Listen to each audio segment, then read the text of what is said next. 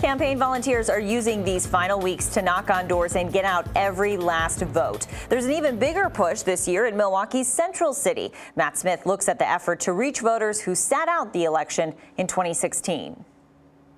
We're just kind of coming back through, making sure we get people excited and ready to vote. Nearly 2 weeks until Election Day, a renaissance of sorts in Milwaukee's predominantly black neighborhoods. Are you sensing there's more enthusiasm than there was in 16 for people to vote?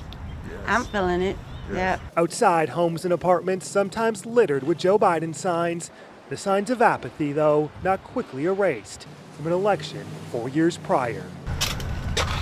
We found Erica Bowie campaigning for a Republican legislative candidate. So far, it's been okay. And it's part of a much larger push by Republicans and the Trump campaign to infiltrate cities like Milwaukee. My name is Kenzer Sennett. My title is the African American Outreach Director for the Republican Party of Wisconsin.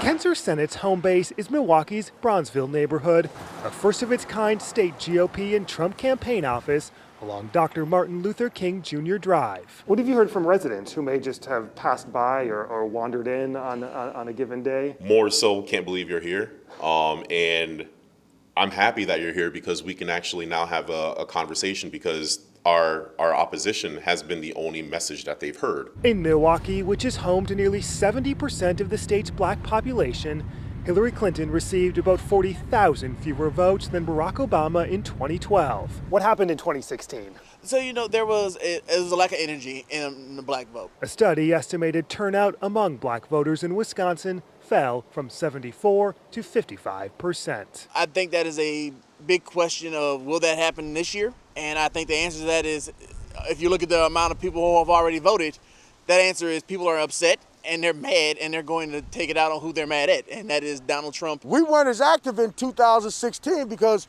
nobody really asked us to help out. Reverend Greg Lewis says it's different this time. Hey, how you doing, man? A leader with souls to the polls, he's behind a major coalition to get Milwaukee's African American voters to vote. My white brothers and sisters are split down the middle, and we're going to make the difference. What happens in Milwaukee will change the nation and the world. That's how important this is for us to vote or not vote here in Milwaukee. The campaigns know the implications too. Do you need a greater turnout in Milwaukee of the African American vote than you saw in 16 to win Wisconsin? We're certainly pushing for a larger turnout. Nationwide, in cities like Milwaukee, the Trump campaign has pushed black voices for Trump. At this point, what is the biggest challenge to get more support from the black community? It is a little challenging in trying to get just our messaging out respectfully. And a lot of the news affiliates as well as social media, we're battling that. Exit polling indicates Trump won about 6% of Wisconsin's black vote 4 years ago. What's best case scenario for the African American vote in the city? I believe 12 to 15%. If the president gets that, we win.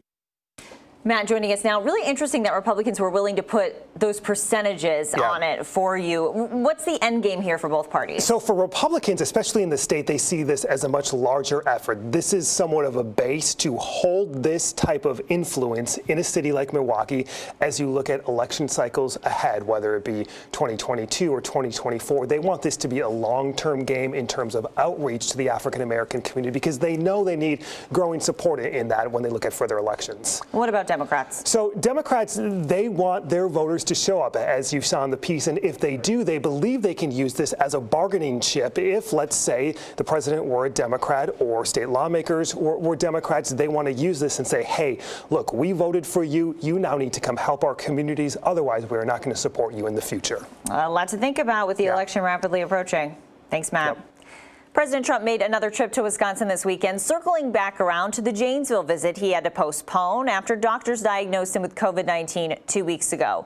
Our editorial partner writes a newsletter to keep you up to date on the race for president here in Wisconsin. Subscribe to Battleground Wisconsin 2020 at wispolitics.com. Coming up next on Upfront, a lot of coronavirus developments in our state, new record cases, a mask order that's in, and a capacity order that's out for now.